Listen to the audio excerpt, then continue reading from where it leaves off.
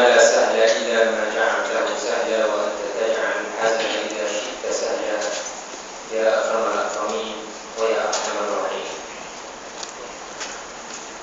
Alhamdulillah, pertama-tamanya syukur kepada Allah Subhanahu wa taala kerana dengan limpah dan kurnianya kita masih lagi diberi umur yang panjang, dapat kita bersama-sama pada pagi yang begitu berkat ini, pagi yang didoakan oleh Nabi kita Muhammad sallallahu alaihi wasallam dalam satu hadis, Allahumma barik li ummati fi bukuha. Ya Allah ya Tuhanku, berilah keberkatan kepada umatku dalam waktu pagi. Waktu pagi sebagaimana kita tahu waktu yang berkat, maka kita bersyukur kepada Allah Subhanahu wa taala. Keberkatan pagi ini ditambah lagi dengan keberkatan Ramadan, bulan yang mulia. Saya terima kasih saya ucapkan kepada pihak ahli jawatan kuasa Masjid Lama Taipei. Saya minta maaf, lorak saya mungkin bukan lorak Taipei lah. Ini kali kedua sebenarnya saya di sini. Tahun 2011 saya pergi dengan almarhum ayah mentua saya datang sini. Tahun selepas itu dia meninggal dunia lah. Dan saya tak datang sebab saya berada dengan 20 tahun. Jadi alhamdulillah dapat bertemu dengan tuan-tuan sekali lagi pada akhir Ramadan. Kalau tak saya dulu akhir Ramadan. Sebab akhir Ramadan ada dua memang tak ada kat sini kan. Jadi kebetulan saya balik dan jumpa dengan abang kita. Lalu dia minta supaya saya mengisi masa pada pagi ini. 29 Ramadan ini bila kita cakap tentang puasa, saya rasa kesemua orang daripada kita ini sudah tahu apa itu kelebihan, apa itu fadilah puasa. Tetapi yang paling penting sekali yang saya nak bawa pada pagi ini adalah tentang muhasabah. Muhasabah sepanjang Ramadan. Dan juga sedikit akan saya sebut mengenai adab-adab sunnah Nabi kita apabila kita berhari raya. Sebagaimana yang kita tahu, tabiat masa itu sendiri, sunnatullah, masa cepat berlalu, sangat cepat berlalu, hari demi hari, tahun demi tahun. Kalau kita fikirkan, renungkan kembali, rasa-rasa baru saja kita dengar pengumuman masuknya awal Ramadan. Hari ini kita alhamdulillah sudah berada di 29 Ramadan. Maka tahniah saya ucapkan kepada tuan-tuan kerana puasa habis. Maknanya puasa habis lah insya-Allah. Dan tahniah saya ucapkan bagi siapa yang semalam pun berqiyamul lail. Maknanya bermula daripada 1 Ramadan sehingga ke hari ini, sehingga ke semalam berqiyamul lail. Masa cepat berlalu. Al-Qardawi hafizahullah ta'ala dalam buku beliau, buku yang kecil, nama buku itu Al-Waqtu fi Hayatil Insan, waktu dalam kehidupan manusia. Beliau menyebut 3 kriteria ataupun ciri-ciri khusus yang ada pada masa. Yang pertama, masa anfas ma yamlikul insan, sesuatu yang paling bernilai dan berharga yang dimiliki oleh manusia. Itu yang pertama. Tidak ada yang berharga, bernilai seperti masa. Sebab itu kita kata masa itu seperti emas, masa itu emas. Kemudian yang kedua dia kata masa ini ialah sur'atu inqidha'i, masa terlalu cepat berlalu. Terlalu cepat. Tuan-tuan sendiri kalau mengenalkan masa yang lampau, ketika masa remaja, ketika kanak-kanak, rasa cepat berlalu. Hari ini sudah 30, sudah 40, umurnya sudah 50, sudah 60. Bila masuk 60, bermakna Allah Ta'ala sudah bagi extra time kepada kita. Masuk 70, extra lagi, tambah lagi. 80 lagi extra. 90, extra. Kerana umur umat manusia, umat Nabi Muhammad ini ialah di antara 60 hingga 70 dalam hadis yang sahih. Dan umur 40 ialah umur yang dianggap sebagai sudah matang, sudah perlu untuk kembali mengingati, bersiap sedia bahawa mati itu akan datang. Walaupun pada hakikatnya mati tak kira umur. Yang ketiga yang disebut oleh Al-Khattabi, masa ini ialah apabila ia pergi, annama yadhhab minhu, annama dhahaba minhu la ya'ud. Apa yang telah berlalu daripada masa tidak akan kembali. Memang tidak akan kembali. Hukumnya bagi tadi tak kembali dah. Masa tersebut. Sebab itulah masa itu sangat penting bagi kita. Ramadan, daripada awal Ramadan, hari ini kita sudah masuk 29. Besok bukan 30 Ramadan. Besok 1. Confirm bukan 1. Walaupun kita tengok anak bulan, kalau tak nampak anak puasa kan. Besok kalau tak nampak. Tapi biasanya nampak berdasarkan kepada falak. Biasanya nampak. Bukan bermakna pihak berautoriti dia tak tengok, dia tengok. Tapi biasanya nampak. Itu mungkin kemajuan ilmu falak hari ini. Mereka dapat kira awal-awal.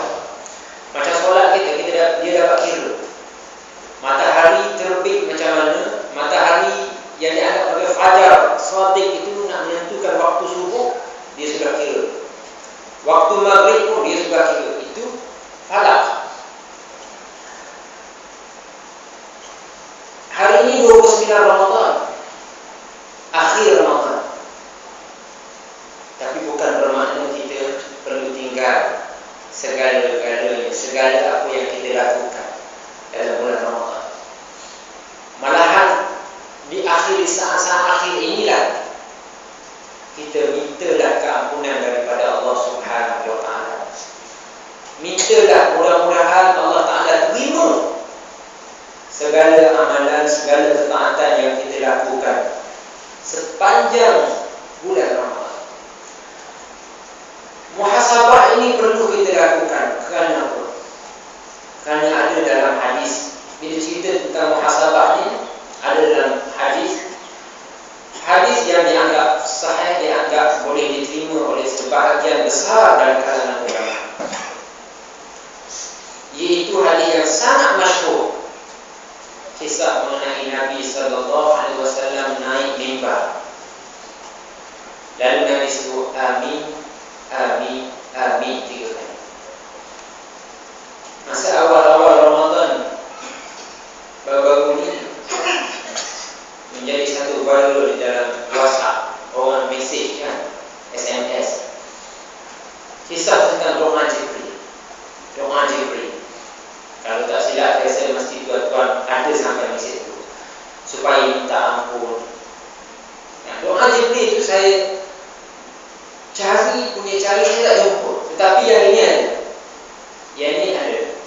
Yang tentang mengenai lebih kurang juga maksudnya. Tapi yang itu ada sedikit tambahan yang biasa. So kita juga kena hati-hati sebenarnya dalam bab untuk menisbahkan sesuatu kepada Rasulullah SAW. Kita tidak boleh kata benda yang datang daripada Nabi kalau bukan daripada Nabi. Hati-hati. Boleh ke kita kata bahawa ayahanda kita sendiri, ayah kita berkata begini, sedangkan kita tak sebut. Kalau diketahui oleh ayah kita, pasti ayah kita pun apa. Majikan kita kata majikan ini telah menyatakan begini, sedangkan beliau tak kata begitu. Samalah dengan Rasulullah. hadis nabawi, hadis Nabi. Hadis Nabi contoh ulama letak hadis mutawatir. Apa ni? Kalau orang ngaji mustalah hadis ialah satu ilmu mengenai hadis-hadis sahih ni macam mana, hadis dhaif ni macam mana, hadis hasan ni macam mana. Hadis sahih sebagaimana yang disebut awal as-sahih wa man tasal isnaduhu wa lam yashda aw yu'an. Contoh dalam Baiquniyah tu. Itu semua ilmu mustalahul hadis. Hadis mutawatir. Hadis mutawatir ini ialah ma rawahu jama'atun an jama'atin tuhilul 'adah tawatuhum 'ala al-kadhib. Sesuatu hadis yang diriwayat dari satu jemaah, satu kumpulan manusia yang ramai, daripada kumpulan manusia yang ramai, yang dianggap mustahil mereka bersepakat di atas satu kebatilan. Maknanya mustahil mereka. Itu hadis mutawatir. Contoh hadis mutawatir, ulama biasa letak contohnya apa ni? Man kadzaba alayya muta'ammidan falyatabawwa maq'adahu minan nar. Barang siapa yang berdusta ke atas aku, Nabi sebut, maka dia menempah tempat duduknya di dalam api neraka. Kenapa ulama hikmah, ulama letak hadis itu sebagai contoh hadis mutawatir? Nak cerita je, kita nak nisbahkan sesuatu kepada Rasulullah sallallahu alaihi wasallam, hati-hati. Kalau kita pasti benda itu memang datang daripada Rasulullah, kita sebarkan. Kalau tak pasti, jangan kita sebar. Kita tanya orang yang lebih mengetahui. Sebelum saya sebarkan ini, saya nak tanya, apakah ini hadis? Kalau hadis, minta maaf saya sebut, mungkin ada setengah orang kata Nabi kata larang makan daging sekali dengan ikan lah. Ada orang sebut makanan Nabi larang. Nabi tak larang. Mana ada Nabi larang makan daging sekali dengan ikan? Ada. Dalam hadis memang tak ada. Dari segi perbuatan, Allah alam. Itu kalau dari segi perbuatan, dia tak ada masalah. Tapi jangan nisbah kepada Nabi. Sebab ada orang yang menyatakan begitu. Samalah dengan hadis Jibril yang disebarkan pada awal-awal Ramadan ini. Kenapa tidak tukar tu kepada hadis Nabi yang ini, yang saya nak sebut ini? Iaitu Nabi SAW naik mimbar sebut amin, amin, amin 3 kali. Kemudian sahabat tanya, wahai Rasulullah, kenapa kamu sebut amin? Rasulullah mencerita, inna Jibril atani. Jibril alaihissalam datang. Faqala li, lalu Jibril berkata, man adraka syahra ramadana falam yughfar lahu fadakhala an-nar fa ab'adahu Allah. Sesiapa yang sempat bulan Ramadan, hidup dalam bulan Ramadan, tapi tidak diampunkan dosa. Dalam satu riwayat yang lain, fansaraha, bulan Ramadan habis selesai, tapi masih lagi tidak diampunkan dosanya, maka dia masuk neraka, maka dia dijauhkan daripada syurga. Lalu kata Jibril amin, Nabi kata aku pun kata amin. Dalam satu riwayat yang lain Jibril kata, katalah wahai Muhammad amin, dan Nabi pun menyebut amin. Itu salah satu daripada ketiga-tiga amin yang disebut oleh Nabi sallallahu alaihi wasallam. Bila kita lihat hadis ini, maka sudah tentulah kita perlu muhasabah sepanjang Ramadan tahun ini. Kenapa kita perlu muhasabah? Kerana kita perlu perbaiki diri kita untuk masa akan datang, untuk Ramadan akan datang. Bahkan bukan untuk Ramadan sahaja, untuk masa-masa yang lain, musim-musim yang lain. Kerana kita perlu ingat bahawa Ramadan ini bakal meninggalkan kita. Hanya hari ini last, besok dah Syawal. Malam ni pun dah kira Syawal. Malam sudah dikira sebagai Syawal, masuk Syawal. Maghrib terbenam di matahari. Dalam Islam begitu kiraan. Tetapi adakah kita yang akan meninggalkan Ramadan? Dalam arti kata adalah kita akan meninggalkan segala apa yang telah dilakukan dalam bulan Ramadan. Ramadan kita tahu musim ibadah, musim ibadah. Tapi apakah ibadat kita bermusim? Ibadat tidak bermusim. Kenapa saya cakap macam tu? Kerana setiap masa, setiap bulan ada disediakan peluang-peluang oleh Allah Subhanahu wa taala kepada kita manusia untuk meraih ganjaran-ganjaran tertentu. Malahan sebenarnya besok 1 Syawal insya-Allah juga dianggap sebagai bulan ibadah. Apabila 1 Syawal itu penuh dengan ibadah. Yang kalau ada masa nanti saya akan sebut secara ringkas. Apakah dia ibadat yang perlu dilakukan? Termasuk 2 Syawal ada ibadat yang lain yang boleh kita buat. Nak menunjukkan bahawa bukan stop dengan Ramadan sahaja. Maknanya ibadat kita tidak boleh bermusim dengan Ramadan sahaja. Mesti berterusan. Kerana Nabi sebut dalam hadis sahih riwayat Muslim, lafaznya man shoma Ramadan imanan wa ihtisaban man shoma Ramadan thumma atba'ahu 6 min Syawal kana kasiyamid dahr. Barang siapa yang berpuasa bulan Ramadan, kemudian puasa tersebutlah puasa yang completely ya, mesti 30 ataupun 29. Jangan tak komplit. Ada orang dia tak komplit puasa Ramadan ni. Orang cerita kat saya dekat ibu tu ada orang makan nasi wangge. Apa nasi apa? Wangge. Bulan puasa siang malam tak apa. Lelaki bukan perempuan yang haid bukan. Ada. Makan dalam tempur pun ada. Dalam tempur boleh makan. Astagfirullahaladzim. Semayang tarawih boleh ada dia. Tapi pergi makan dalam tempur ada. Maknanya tak komplit kan? Yang ini mesti komplit. Man shoma Ramadan thumma atba'ahu 6 min Syawal. Kemudian dia ikuti puasanya dengan 6 hari di bulan Syawal. Maka kana qasiyamid dahri, dia dapat pahala seperti setahun. Kita tahu kenapa setahun kan? Sebab apa? Sebab puasa 30. 30 itu Allah Ta'ala gandakan sehingga 10. Jadi Allah Ta'ala gandakan 10.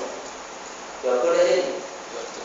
300. Kemudian 6 hari Allah Ta'ala ganda 10 jadi 60. 360 hari. Itulah kana qasiyamid dahr. Itulah yang dikatakan seperti 10. Seperti 1 tahun puasa.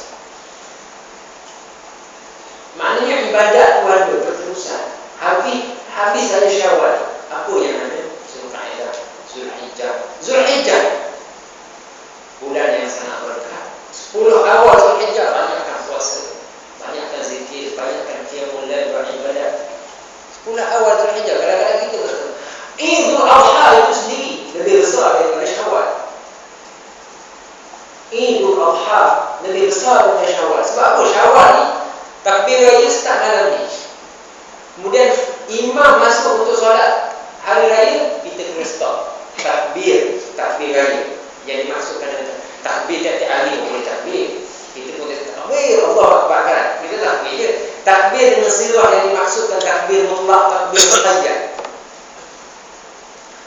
Kalau orang tiba-tiba kita buat Syawal ni, 2 Syawal ni kita buat takbir, pas solat Allahu Akbar, Allah boleh. Takbir kan baik. Boleh tak buat? Sebab apa kalau orang kata tak boleh tu sebab apa? Nabi tak suruh. Nabi kata sampai itu. Tapi Idul Adha kita nak takbir sampai berapa hari? 4 hari. 3 hari selepas tu boleh lagi. Raya pertama, raya Idul Adha 10 Zulhijjah, kemudian hari Tasyrik. Takbir menunjukkan bahawa besarnya hari raya Idul Adha. Itu pun adalah ibadat. Dan kemudian berterusanlah musim ibadat tersebut sehinggalah kita kembali ke Ramadan. Ramadan itulah dianggap sebagai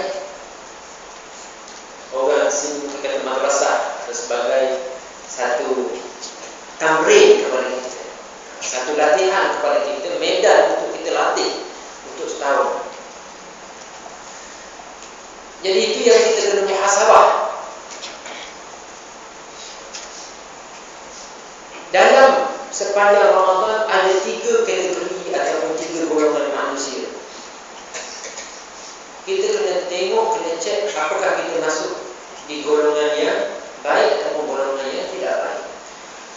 Golongan yang pertama, golongan yang baik, orang yang mengerjakan ibadat sebelum Ramadan. Bila masuk dan datangnya Ramadan, mereka ni bersungguh-sungguh, mereka buat ibadat, mereka gandakan lagi ibadat mereka. Solat mereka, puasa mereka, ibadat baca Quran mereka, beri sedekah. Kesemuanya mereka gandakan. Belajar, mendengar tazkirah, mendengar ilmu, kesemuanya digandakan. Ini golongan pertama. Bila Ramadan berlalu, mereka masih lagi melaksanakan ketaatan yang sama. Maknanya baca Quran, masih lagi baca Quran. Bukan khatam Ramadan, lepas tu berhenti, tunggu Ramadan akan datang. Offline orang kata. Yang online nanti, online nanti lagi. Masa Ramadan akan datang, kita online lagi. WhatsApp online saja, Telegram online saja, Facebook online. Tapi Quran offline. Tak, bukan. Dia mesti online daripada awal sehingga akhir. Cuma Ramadan ini digandakan. Kelebihan sebab Nabi pun menggandakan di bulan Ramadan. Ini golongan yang pertama. Golongan inilah yang dikatakan sebagai golongan ulaika yusari'una fil khairat wa hum laha sabiqun. Mereka yang mempunyai tahap khauf dan rajak mereka, sifat takut kepada Allah dan harap kepada Allah Subhanahu wa taala, yang berlomba-lomba mencari kebaikan. Yusari'una fil khairat, Allah Taala sebut dalam Quran, berlomba-lomba mencari khairat. Khairat ni maksudnya kebaikan, kebaikan yang banyak. Bukan satu, tapi banyak. Bermakna banyaknya kebaikan yang disediakan oleh Allah. Kenapa banyak sangat? Banyaknya kita boleh raih kebaikan sebab kita banyak dosa. Sebab itu Allah Ta'ala sediakan banyak peluang untuk kita mendapat kebaikan. Orang yang mempunyai khauf dan rajak. Maksud khauf ni mereka takut, rajak mereka harap. Begitulah kita sepanjang Ramadan, apabila kita buat setiap amal ibadat, ketaatan kerana Allah Subhanahu wa taala, kita juga mesti bermuhasabah, adakah amalan kita itu diterima oleh Allah Subhanahu wa taala atau tidak. Itu yang paling penting. Mesti kita bermuhasabah. Orang golongan pertama ni sentiasa bermuhasabah kerana takut amalan tidak diterima. Kalau orang mengaji tasawuf, dia ada satu kitab hikam, kitab hikam mengaji tasawuf. Ibnu Athaillah dia sebut satu kata-kata yang saya ingat daripada dulu sampai hari ini. Rubbama fataha Allahu laka babat ta'ah wa lam yaftah laka babat qabul. Boleh jadi Allah membuka kepada kamu pintu ketaatan. Banyak buat ketaatan. Sembahyang banyak daripada orang, puasa banyak daripada orang, baca Quran banyak. Wa lam yaftah laka babat qabul, tetapi Allah tidak buka pintu penerimaan.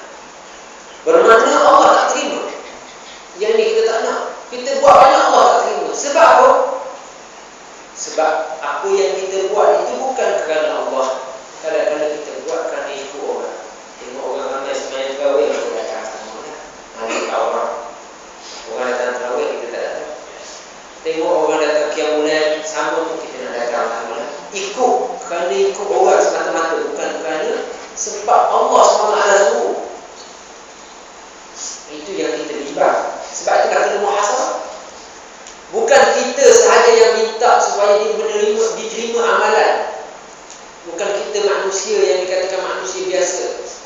para Nabi alaihi wassalatu wassalam, kita kena ikut contoh para Nabi.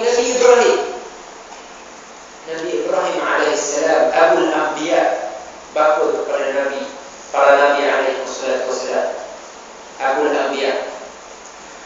Ketika mana datang ke Mekah untuk menziarahi anaknya Ismail alaihissalam, Allah Ta'ala perintah membina Kaabah. Wa idh yarfa'u Ibrahimul qawa'ida minal baiti wa Ismail Rabbana taqabbal minna innaka antas samiul alim. Itu doa Nabi Ibrahim. Ingatlah ketika mana Nabi Ibrahim alaihissalam bersama anaknya, putera Nabi Ismail alaihissalam, mengangkat asas binaan Baitullah, iaitu Kaabah al-Musharrafah.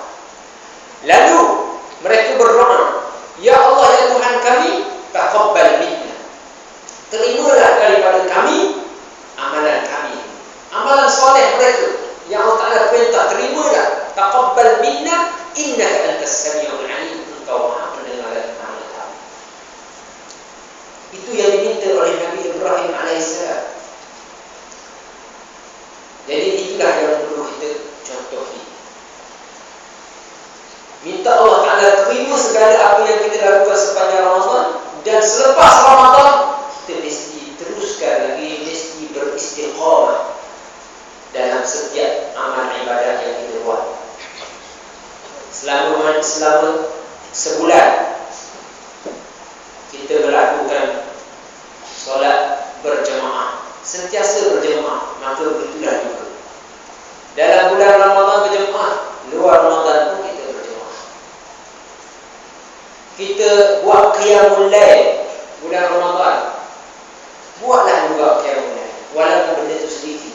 Qiyamul lail ini maksudnya berjaga malam, dia bangun malam. Tak nanti sembahyang banyak pun tak apa, sembahyang 2 rakaat pun sudah memadai. Sebab yang disebut dalam hadis Nabi sebut apa? Inna Allaha la yamallu hatta tamallu. Allah Subhanahu wa Ta'ala ini tidak akan jemu melainkan selepas kamu jemu. Mana Allah Ta'ala akan terima amalan kita sehingga kalau kita jemu dengan makna kita ni time Ramadan, awal Ramadan ni sungguh betul, sampai malam pun tak tidur buat, tak fikir bahawa jasad kita ni ada juga haknya. Malam kedua kita, malam ketiga, akhirnya kita pun jemu, malam keempat tak buat. Allah Ta'ala akan jemu dengan cara kita. Sebab itu yang penting ni ialah istiqamah dalam setiap perbuatan kita, dalam setiap amalan kita. Itu golongan yang pertama. Golongan kedua ialah golongan yang pada sebelum Ramadan mereka lalai, mereka leka.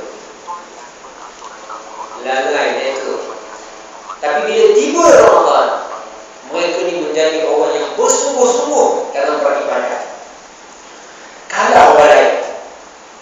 Kalau datang masjid itu dia sahawat, sebelum ni kita tak nampak ni, tiba-tiba ada sahawat namanya imam ni.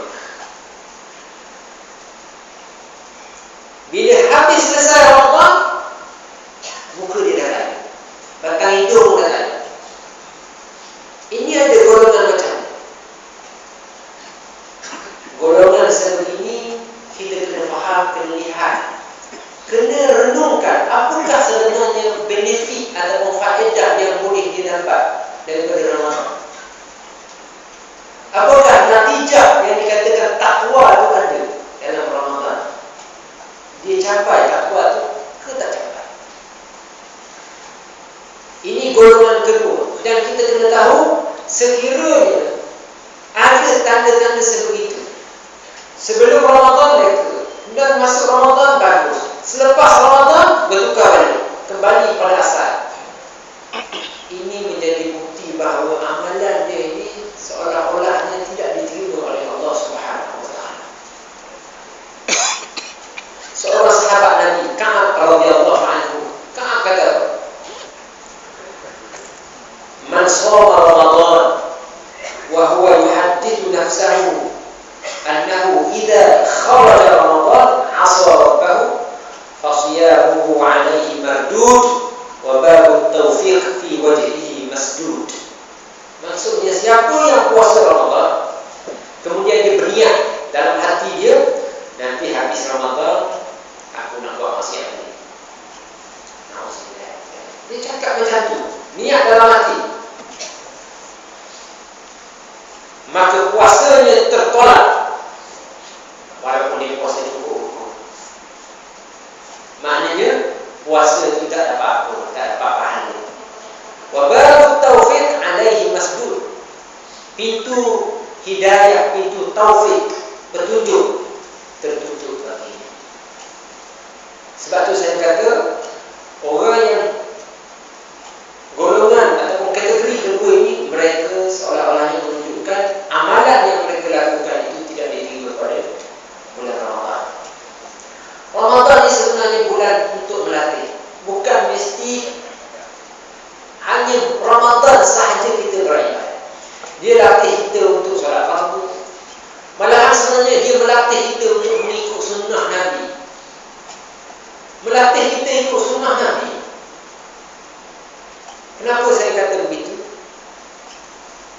Kerana dalam bulan Ramadan, kalau kita nak berpuasa, kita sunat bersahur. Kita ni sunat bersahur ni kerana apa? Kenapa kita bersahur? Kita bangun bersahur ni kerana apa? Sebab sunat. Kerana ikut Nabi. Bukan semata-mata kita nak tahan. Bukan semata-mata. Bukan semata-mata tak nak lapar besok pagi. Lapar memang tak lapar, namun dia puasa. Adakah puasa tak lapar? Tujuan puasa tu memang lapar. Antara ini nak jadikan perut kita ni kosong. So kita bangun walaupun mata pejam. Walaupun mata pejam boleh makan. Mata pejam ni makan juga. Kemudian masuk tidur. Anak segala saya makan macam tu. Tak boleh yang budak-budak. Ada orang kurma tu tak suka kurma, tapi time bulan Ramadan yang boleh makan kurma dulu walaupun sebiji. Sebab apa dia buat macam tu? Orang kata sunnah, makan juga. Kalau tidak nak makan apa nama? Tepung pelita. Tapi orang kata jadi sunnah tu, makan.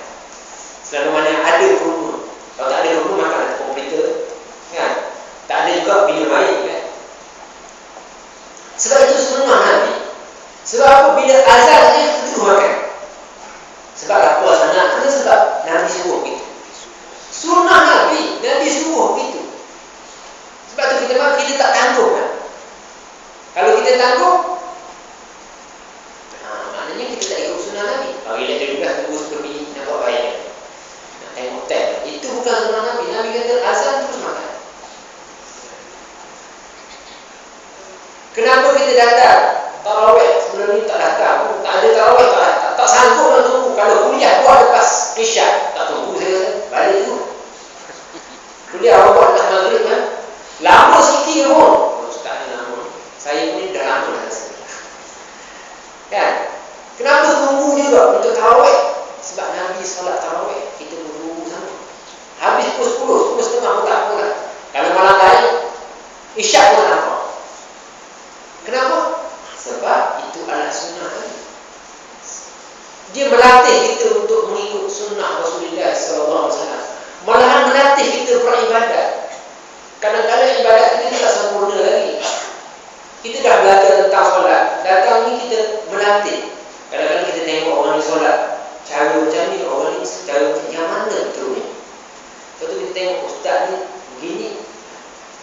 Kadang-kadang orang kita ni solat pun tak apa kena lagi kan. Cara takbir dia tak apa kena lah. Nabi takbir macam mana? Nabi takbir untuk ihram. Angkat tangan, takbir tak lah. Allahu Akbar, itu takbir. Takbir untuk ihram. Tapi cara Nabi takbir macam mana? Sebab saya tengok macam-macam takbir. Macam biasa, takbir sendiri. Allah. Yang ada juga tutup jari ya. Nabi tak tahu macam ni kan. Nabi mamdu dan madda dan mana buka. Ada macam ni tak? Allah, luas sangat. Tak ada juga. Salah juga.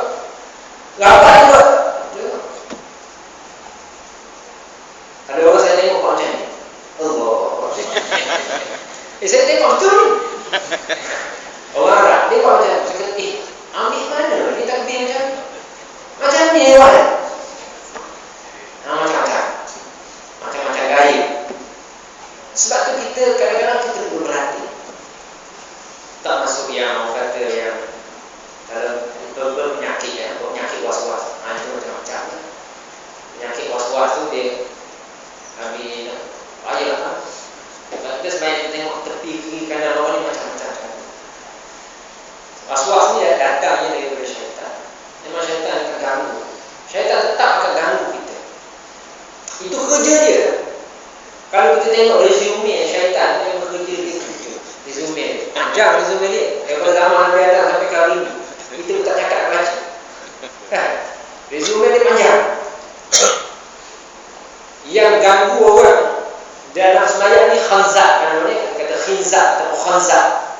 Itu nama syaitan yang ganggu ketika sembahyang. Sebab itulah sembahyang manusia ni sembahyang setengah payah. Nak niat tu payah. Kalau kita mengaji juga dia akan panggil muqaranah. Muqaranah ni nak muqaranah masa takbiratul ihram, muqaranah urfiyah lah, muqaranah haqiqiyah. Nak sama daripada Allah dengan ba tu biar masuk. Kita punya niat. Yang tu jadi tu. Jadi kadang-kadang Allah SWT syaitan ganggu. Tapi jangan ikut. Orang yang buat ibadat selain daripada solat ni, sembah. Orang kata sembah tokong kan. Dia tak ada sebab. Dia main ayat terus gitu kan. Tak ada boleh ayat jadi kata ni. Tak ada. Dia relax je. Mak siap. Kita ni yang payah. Sebab syaitan ganggu. Yang tu syaitan tak ganggu. Datang bulan Ramadan, antaranya melatih kita untuk kita kembali kepada yang asal, cara yang betul. Bagaimana sebenarnya cara kita beribadah. Itu golongan yang kedua. Golongan yang mana sebelum Ramadan, lalai itu selepas Ramadan, semua habis Ramadan, masa Ramadan semua selepas Ramadan kembali kepada asal. Golongan ketiga, ini golongan yang paling jauh, iaitu sebelum Ramadan, masa Ramadan, selepas Ramadan, sama dua kali. Dia main leka begitulah. Kalau main dam begitulah ni. Sekarang tak main dam, main game. Main game begitulah. Tak kira lah mana puasa ke, mana tarawih ke, qiyamulail, tak. Aku dia kata. Dia kata kubur masing-masing kan. Ini golongan dia. Kadang-kadang setengah daripada mereka ni bulan Ramadan lebih dahsyat lagi, lebih teruk lagi. Sebab bila buat dosa dalam bulan Ramadan, dosanya akan menjadi lebih besar lagi. Sebab bulan yang mulia, bulan yang baik. Jadi ini kategori ketiga. Orang yang tidak mendapat rahmat, tidak mendapat keampunan, tidak mendapat pembebasan daripada api neraka. Sebab Ramadan adalah bulan rahmat, bulan keampunan, bulan pembebasan daripada api neraka. Daripada awal sehingga ke akhir Ramadan, itulah dia Ramadan. Bukan 10 awal itu dianggap sebagai rahmat, bukan pertengahan sahaja sebagai maghfirah, bukan di akhir saja pembebasan. Semuanya adalah merupakan rahmat Allah. Rahmat Allah daripada awal lagi sehingga ke akhir. Allah Ta'ala boleh mengampunkan kita daripada awal sehingga ke akhir. Sebab hadis yang disebut itu tak berubah. Awwaluhu rahmah wa awsatuhu maghfirah wa akhiruhu itqum minan nar. Hadis itu tak berapa kuat. Yang lebih kuat daripada itu ialah hadis, kalau tidak silap saya, riwayat Tirmizi, walillahi mutaqabu minan nar wa dzalika kulla lailah. Bagi Allah dalam bulan Ramadan ini adanya orang yang dibebaskan daripada api neraka, dan ia berlaku setiap malam. Bukan 10 terakhir. Mana tiap malam itu rahmat, tiap malam keampunan, tiap malam adalah pembebasan daripada api neraka. Allah Ta'ala pilih siapa yang betul-betul minta ampun. Aisyah radhiyallahu anha tanya Nabi, kalau aku bertemu dengan Lailatul Qadar, apa yang aku perlu kata? Apa yang perlu aku doakan? Doanya kita semua tahu, Allahumma in innaka afuwun tuhibbul afwa fa'fu anni. Ya Allah ya Tuhanku, Engkaulah yang Maha Pengampun, yang kasih dan cinta kepada pengampunan. Berilah pengampunan, ampunkanlah dosaku, wahai Allah. Maknanya bulan Ramadan ini memang bulan maghfirah, bulan untuk kita minta ampun daripada Allah SWT segala dosa. Jadi ketiga-tiga itu kita kena muhasabah. Kita minta kita nak jadi golongan kategori yang pertama, yang mana sebelum Ramadan, selepas Ramadan sama.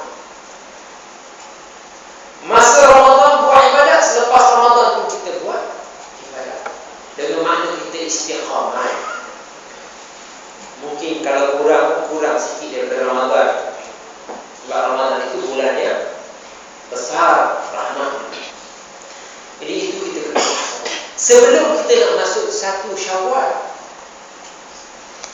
Sebab tu saya juga nak kongsi dengan tuan-tuan hari ini sedikit mengenai adab dan sunnah Rasulullah SAW dalam menyambut Idul Fitri, supaya hari raya kita bukan hari seperti kita menyambut seperti adat saja, bukan. Kerana orang Melayu ni kaya dengan adat. Pepatah dia kata apa?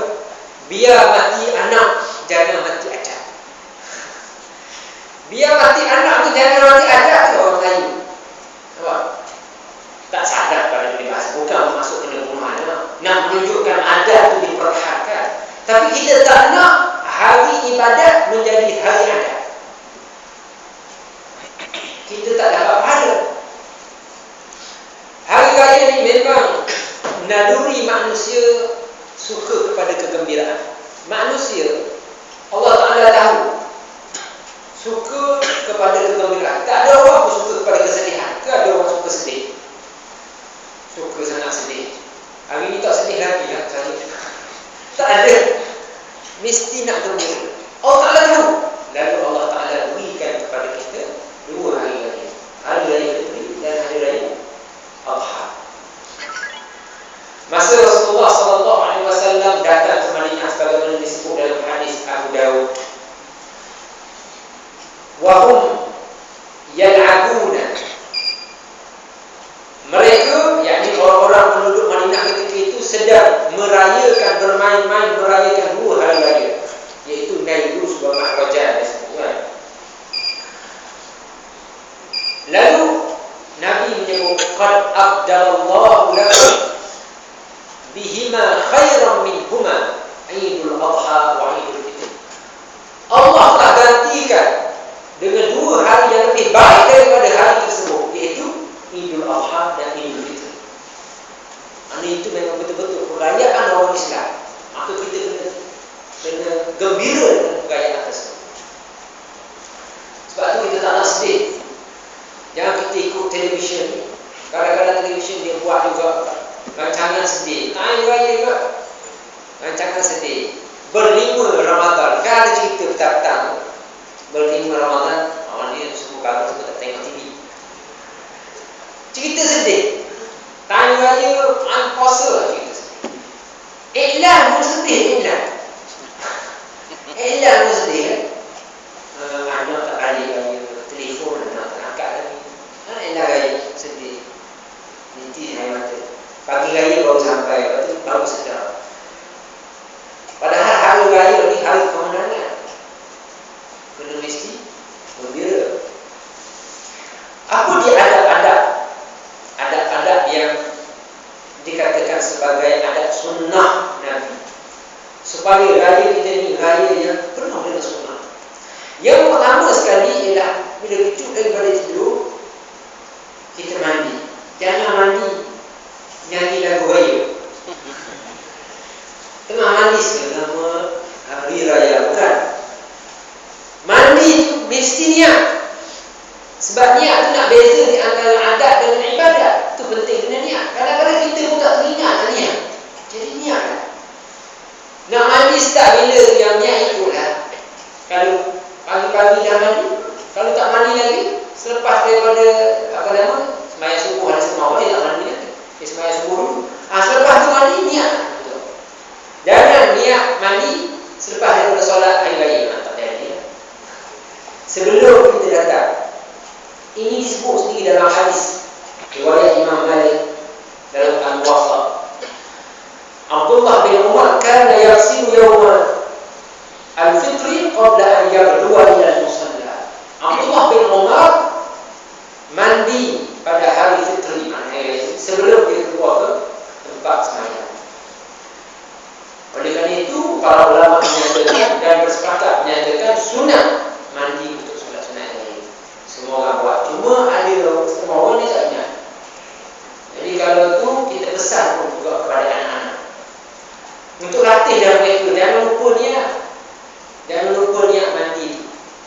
Kadang-kadang anak-anak ni kalau ayah tak suruh, dia pun tak buat. Jadi daripada kecil kita tanam pada itulah sunnah. Kemudian apa kita nak buat? Makan dulu kan.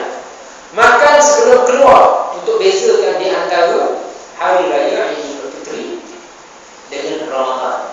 Kita makan. Makan tu tak tunggu lontong, tak apa, tak tunggu sate, tak apa. Makan tu cukup dengan kurma pun boleh. Memadai. Maknanya makan. Ada orang dia tak sempat, dia mesti makan tu kena ringan. Tapi kalau makan lontong tak apa dah. Soto tak apa, boleh dah. Hari raya Idul Adha yang biasanya Idul Adha lah, yang sunat dimakan selepas sembahyang. Kemudian apa? Yang ketiga, sunatnya bertakbir pada hari raya. Maknanya start bila bertakbir itu, start malam ni lah, selepas terbenamnya matahari. Walitukmilul iddah walitukabbirullaha ala ma hadakum. Dan hendaklah kamu sempurnakan bilangan puasa 29 ataupun 30, dan kemudian hendaklah kamu bertakbir. Takbir ni banyak siarahnya, banyak lafaznya. Lafaznya luas, boleh kita nak takbir macam mana. Sebab tu kalau kita ke Mekah, lafaz ni kita bunyi lain sikit. Tapi namanya takbir, kita lain sikit. Lagu pun lain. Kita lagu sedih, orang lain lagu semangat. Sebab itulah abang kali orang lain ni time raya menangis lagi. Tak boleh lari daripada dua. Sebab apa? Lagu dia punya lagu. Lagu ni sebenarnya ialah satu ilmu lama. Muzik ni ilmu lama.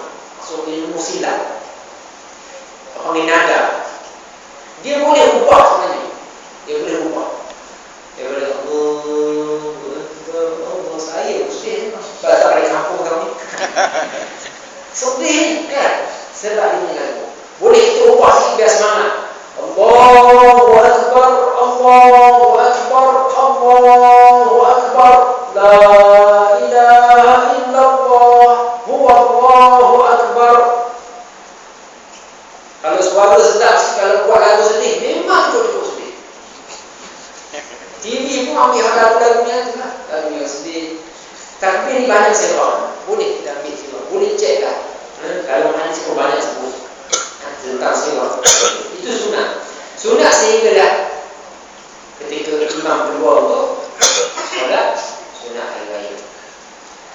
Kemudian apa lagi sunat? Ucap tahniah pada hari raya. Itu adalah sunat. Mana bukan kerana adat biasa. Kita buat ni kerana apa? Kerana sunat. Jumpa orang apa kita sebut? Antara yang diajar oleh para salafus salih, taqabbalallahu minna wa minkum. Ataupun nak ajar sih, taqabbalallahu minna wa minkum salihal a'mal. Semoga Allah terima amalan kami dan amalan kamu, amalan anda semua. Itu antara lafaz. Ataupun sebut Idul Mubarak, ataupun dengan lafaz kita selamat hari raya. Itu ucapan tahniah sunnah, bukan perkara yang ada. Kemudian kita semua ni adalah, iaitu berpakaian baru ataupun cantik kalau tak baru. Basuh lah, kalau tak ada basuh dulu. Jangan pakai baju pakai seminggu dipakai juga.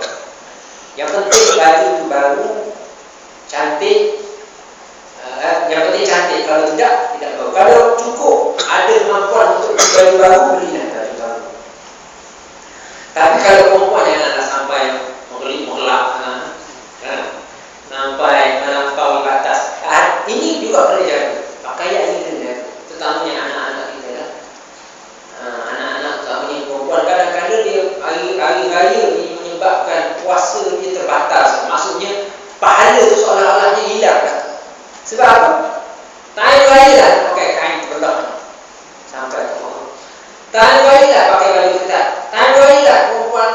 kita jaga. Kan? Kita beraya tengok, baju jaga ni, sebut jaga ni. Nampak hati benda yang nampak tu. Itu kena hati-hati. Kena jaga aurat. Kita semua ada aurat kan? Ke tak ada aurat? Barangkali orang yang terdalam ni tak ada aurat, dia ada urat saja. Lepas tu dia nak dedah urat-urat ni. Itu kena jaga. Kemudian sunnah Nabi juga ialah keluar tempat solat melalui jalan lain dan balik daripada jalan lain. Balik daripada tempat sembahyang dan jalan lain. Kalau orang nak sembahyang mesti lama. Dia lalu rukuk ni. Balik dari rukuk tu speed tak boleh. Lalu rukuk tu kan. Maksudnya jalan lain. Kalau saya daripada Kampung Paya dari dekat sini tu kan, datang sini lalu rukuk simpang, balik dari rukuk air ni. Contohnya begitulah. Maksudnya itu yang antara sunnah. Memang sunnah. Bagus. Disebut dalam hadis Jabir bin Abdullah kata, kana Nabi sallallahu alaihi wasallam idza kana yawm 'id khalafa at-tariq. Nabi sallallahu alaihi wasallam pada hari raya baginda membezakan jalan. Jalan pergi lain, jalan balik lain. Itu sunnah Nabi. Adalah kenapa hikmah dia ada disebut oleh para ulama, di antaranya untuk menjadikan jalan itu saksi kepada kita di hari kiamat. Hikmah ini diinterpret ataupun ditafsirkan oleh para ulama. Ada kata untuk menzahirkan syiar-syiar Islam. Menzahirkan syiar-syiar Islam, ada yang menyatakan untuk menzahirkan juga zikir kepada Allah Subhanahu Wa Taala, macam-macam lah yang disebut oleh para ulama. Itu sunnah. Dan ada ulama menyatakan sunnah juga kita jalan kaki kalau mampu. Jangan jauh tak dulu lah.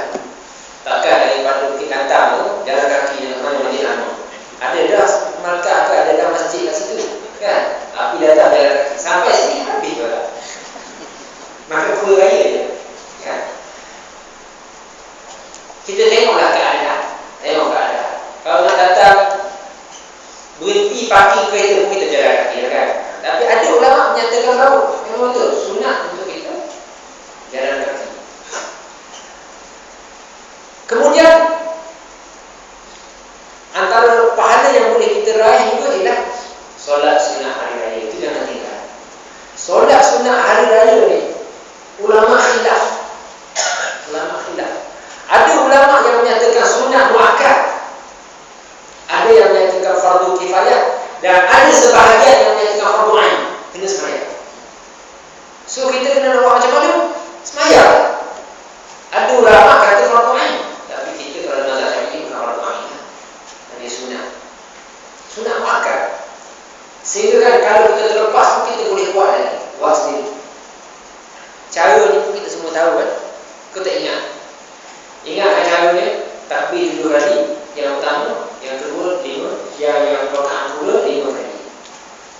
7 kali tidak termasuk takbiratul ihram. Kalau di Mekah masuk sekali sebab dia mazhab Hanbali kan. Itu khilaf ulama. Kalau sembahyang kat sana biasanya dia sekaligus. 7 kali itu termasuk dalam takbiratul ihram. Sunat baca sabih isma rabbikal a'la rakaat kedua dan kata hadis Bukhari. Dan menurut satu hadis yang lain riwayat Muslim, rakaat pertama sunat baca surah Qaf, rakaat kedua surah Al-Qamar. Kalau imam buat time macam ni, saya memang marah. Pasal nak bergaya ni lama sangat, ini panjang ni. Tak perlu buat sampai isma rabbikal a'la sudah memadai lah. Itu pun sunat. Sebab antara juga disebut oleh ulama, solat hari raya ini elok juga kita jangan terlalu panjang. Tapi sebenarnya surah Qaf tak panjang bagi sebab Nabi buat. Ini tak panjang. Macam kita lah solat subuh. Nabi solat subuh berapa banyak Nabi baca ayat solat subuh?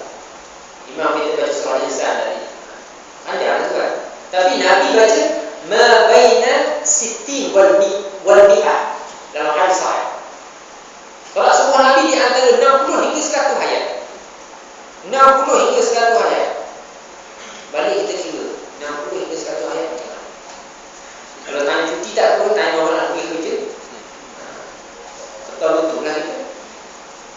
Jadi itu di antara sunnah Nabi ketika hari raya. Kemudian wanita kalau sekiranya uzur, datang keuzuran, haid ke nifas ke, nifas tak boleh dalam pantat. Keluar makan dia kan. Tapi boleh keluar dia. Pantat ni orang Melayu.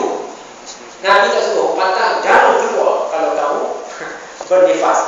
Orang Melayu tak boleh keluar. Nanti apa nak banyak macam-macam lah. Melayu ni pantat. Sampai ke susah isteri saya tengah pantat. Sampai susah kadang-kadang nak makan tak boleh makan tak boleh. Tak apalah, itu mungkin dari segi perubatan. Tak salah. Wanita uzur boleh keluar untuk menyaksikan solat hari raya, mendengar khutbah. Ini disebut dalam hadis Ummu Atiyah radhiyallahu anha. Kunna, katanya kami disuruh an nukhrija, untuk mengeluarkan siapa? Perempuan al-huyyahu, perempuan yang haid, perempuan yang uzur, perempuan semuanya keluar untuk mendengar khutbah. Tapi mereka tak diasingkan daripada tempat sembahyang, tak perlu masuk masjid dah, kerana dalam mazhab Syafi'i tak boleh masuk masjid. Kan? Jadi diasingkan tempat lain supaya mereka boleh dengar juga nasihat-nasihat dalam khutbah. Orang kita ni mungkin kalau uzur duduk kat rumah je. Tak apa ustaz, boleh dah kita buka television, tengok khutbah dalam television. Sebab canggih sekarang. Memang canggih sekarang. Kemudian jangan kita lupa juga, ini juga sunnah Nabi, zakat al-fitri. Orang Melayu itu zakat fitrah. Zakatul fitri ini wajib tiap orang kena buat. Ada orang terlupa. Dia lupa, dia telefon, dia tanya saya, terlupa. Macam mana nak buat ni terlupa? Bila terlupa, disebut oleh Nabi SAW, disebut oleh Nabi, man addaha qabla salat fa hiya zakatun maqbulah. Siapa yang buat zakat, siapa yang keluar zakat sebelum solat, maksudnya sebelum daripada solat, itu waktu ni, malam ni ke, sebelum ni ke, asalnya limitnya adalah sebelum solat hari raya. Wa man addaha, siapa buat begitu, maka zakat dia diterima. Wa man addaha ba'da salat fa hiya sadaqatun minas sadaqah. Tapi kalau dah terlupa kemudian dia bayar juga, bayar tersebut tak jadi zakat fitrah, dia akan jadi sedekah biasa. Maknanya dia berdosa sebab dia. Sebab tu kita kena ingat selalu, jangan kita taksir mencuat. Kalau memang betul-betul lupa, lainlah. Tapi biasanya tempoh sebulan tu, kalau lupa juga dia tu taksir. Taksir ni maksudnya cuat. Dia sendiri yang gagal untuk menyempurnakan ibadat tersebut. Ini di antara sebahagian sunnah Nabi, adab-adab bila kita berhari raya. Adab-adab yang perlu kita faham, perlu kita amalkan, kerana ia adalah sunnah. Malam ini, malam raya, perlu juga kita ingat hadis Nabi yang kata kena hidupkan malam raya itu. Hadis tak berapa kuat sebenarnya. Hadis dinilai oleh kebanyakan ulama sebagai hadis yang tidak sahih, walaupun disebut oleh Ibnu Majah, tapi hadis tidak sahih walaupun disebut oleh Ibnu Majah. Sebab itulah, kalau nak buat ibadat, buatlah ibadat, tapi jangan khususkan kata begitu. Tak salah buat ibadat tiap-tiap malam, tak salah. Terutamanya kalau orang tu memang buat ibadat sepanjang malam. Tapi kalau khususkan begitu, hujah dia tidak buat. Sebab hadis yang menyatakan menghidupkan malam hari raya itu tidak berapa kuat. Kemudian satu lagi amalan orang Melayu kita ini yang biasanya ziarah kubur. Ziarah kubur. Pagi raya tu dah dia menangis. Tak ziarah kubur ni biasa ziarah kubur. Kalau yang baru-baru meninggal dunia, lagi lah dia menangis. Sebenarnya tidak ada satu hadis pun yang suruh ziarah kubur pada hari raya. Memang tidak ada. Ziarah orang hidup ada. Ziarah orang hidup, ziarah sanak saudara, itu je. Itu antara amalan yang perlu dilakukan ketika hari raya, bermaaf-maafan. Tapi ziarah kubur boleh, kita ziarah kubur